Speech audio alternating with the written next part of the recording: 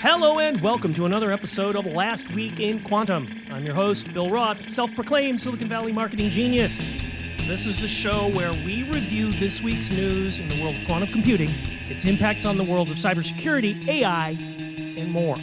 And with us this week to discuss a range of topics is Brandon Dennis, Director of Operations, and Rebecca Krauthamer, Co-founder and Chief Product Officer. Welcome to you both.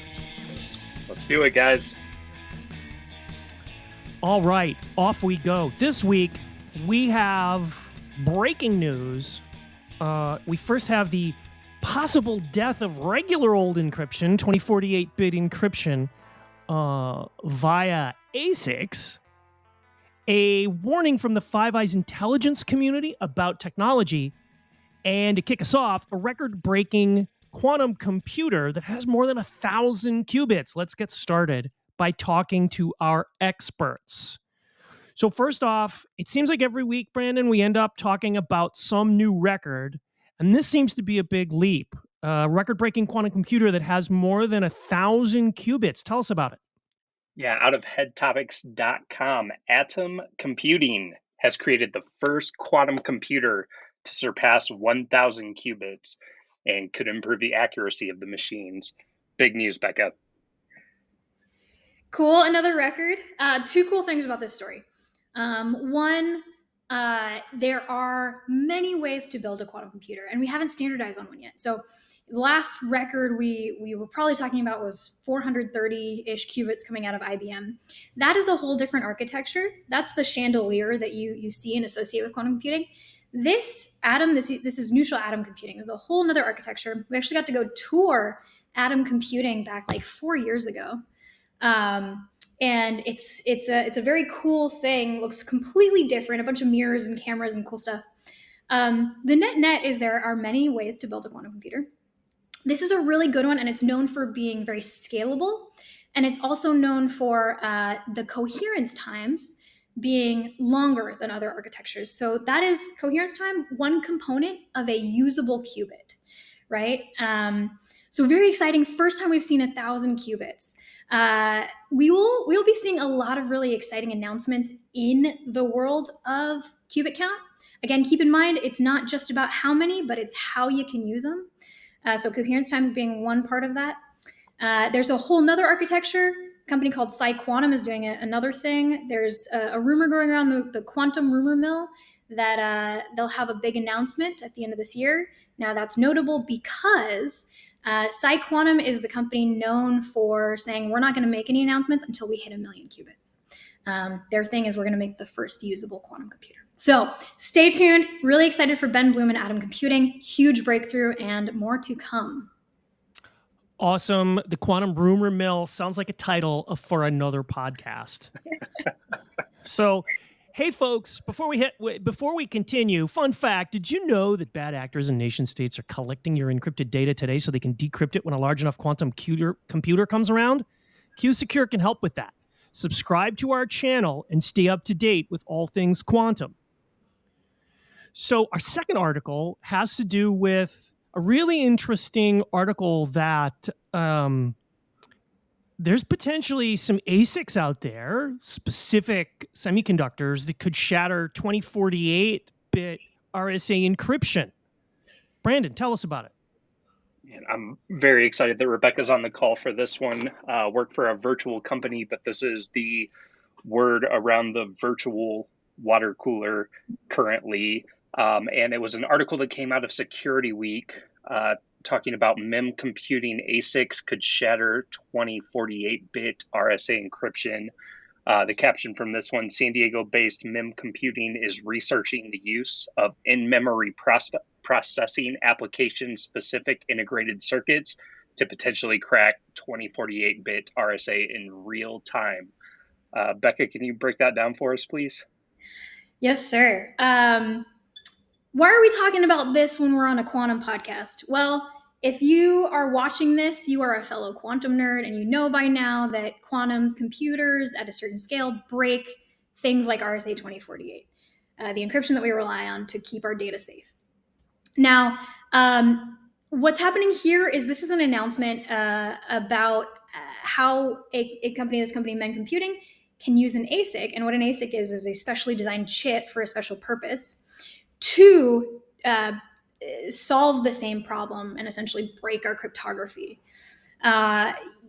This is something that we talk about, right? Breaking encryption is something that we talk about as being an intractable problem, one that is not necessarily impossible, but not feasible, not realistic for a classical computer to solve.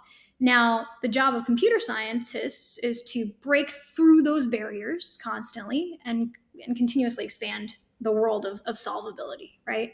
And so what this points to is that we can, in theory, use classical computers and not that far out, right, to break today's encryption. Now, this is, I think, the most notable thing about this story is that if you work in kind of, cybersecurity and highly regulated industries, it's kind of known that we don't have to wait for a quantum computer to see our encryption broken. It's whispered about. But there are classical ways to kind of push the envelope here, and this is just kind of further public-facing evidence that is true. So bringing it back around to quantum, it's another reason why we need to take the threat to encryption very seriously and migrate to these quantum resilient, and not just quantum resilient, but crypto agile methods or ways to manage your encryption that address current threats to today's encryption. Excellent.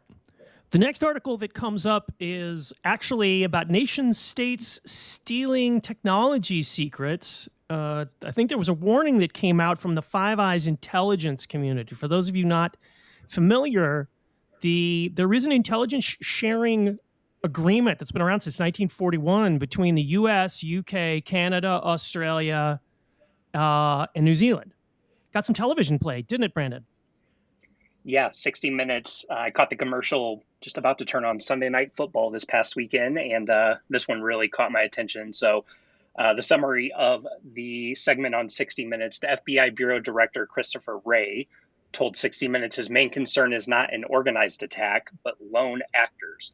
CBS met with Wray for an unprecedented interview that included him and the intelligence directors of our allies known as the Five Eyes. They're doing it now because they're alarmed by the greatest espionage threat democracy has ever faced. Certainly some great exposure for cybersecurity there, Becca, on 60 Minutes. Absolutely. I think the key takeaway is that this is something that people are really, really talking about and want the public to know about. Again, why are we talking about this when it comes to quantum? Well, I think the net really is that data theft happens all the time, right? It happens on a large scale. It happens on an individual actor scale. We rely on encryption to make sure that data that is stolen remains encrypted and remains secret, even if it is stolen. Now, again, bringing it back to, we're talking a lot about the cybersecurity side of quantum today, but that encryption, again, breakable, perhaps by classical, definitely by quantum at a certain scale, and data that is harvested today, they call it that harvest now, decrypt later, or store now, decrypt later threat, as it is harvested by either organized or otherwise actors, and it very clearly is, that data needs to be properly protected from decryption attacks. So again, talking about the quantum threat to encryption, as well as the classical threat to encryption, it's just further push for companies, organizations, governments to ensure that their data, especially sensitive data, properly encrypted. Could not end on a better note, folks. Make sure you stay safe out there. You can find all the links to all of these stories in our show notes on whatever platform you got this on. And if you want to join our mailing list for our weekly news summary, please go to our the LinkedIn page to join our newsletter mailing list. That's all for today's show. I'm Bill Roth, your humble self-proclaimed Silicon Valley marketing genius. And this week, we have had, as always, Brandon Dennis, Director of Operations, and Rebecca Krauthamer, co-founder and Chief Product Officer of QSecure. Welcome to you both. Thanks for coming. Thanks, guys. Great episode. Thanks, everyone. And we'll see you next week on Last Week in Quantum.